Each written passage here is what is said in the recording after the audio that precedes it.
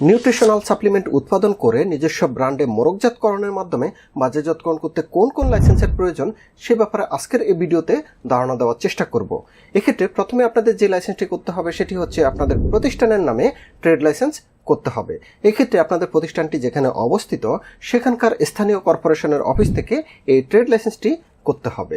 এক্ষেত্রে উক্ত trade licence করার ক্ষেত্রে অবশ্যই লক্ষ্য রাখবেন ওই ট্রেড লাইসেন্সের ব্যবসার ধরনে যেন নিউট্রিশনাল ফুড উৎপাদন, মোড়কজাতকরণ ও বাজারজাতকরণ এই শব্দটির উল্লেখ থাকে।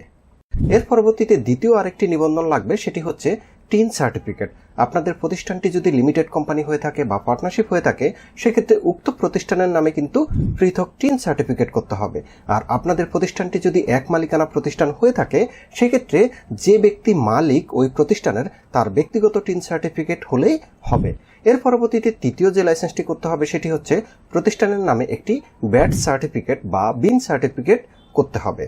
এরপর চতুর্থ যে নিবন্ধনটি নিতে হবে সেটি হচ্ছে আপনাদের পণ্যটি যে নামে বাজারজাতকরণ করা হবে, অর্থাৎ আপনাদের পণ্যের মোড়কে যে নামটি থাকবে উক্ত ব্র্যান্ডের লোগোটিকে আপনাদের ট্রেডমার্ক নিবন্ধন করতে হবে।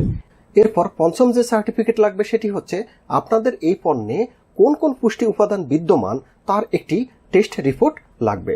এই টেস্টের রিপোর্ট আপনারা বিসিএসআইআর বা সায়েন্স ল্যাবরেটরিজ থেকে করতে পারবেন। এক্ষেত্রে তারা আপনাদের এই পণ্যটিকে পরীক্ষা করবে, ল্যাবে টেস্ট করবে, টেস্ট করে এই পণ্যে কোন কোন পুষ্টি উপাদান রয়েছে তার একটি কিন্তু সার্টিফিকেট তারা ইস্যু করবে। তো এরপর ষষ্ঠ এবং সর্বশেষ যে লাইসেন্সটি করতে হবে সেটি হচ্ছে আপনাদের এই পণ্যের জন্য ঔষধ প্রশাসন অধিদপ্তর থেকে একটি লাইসেন্স গ্রহণ করতে হবে।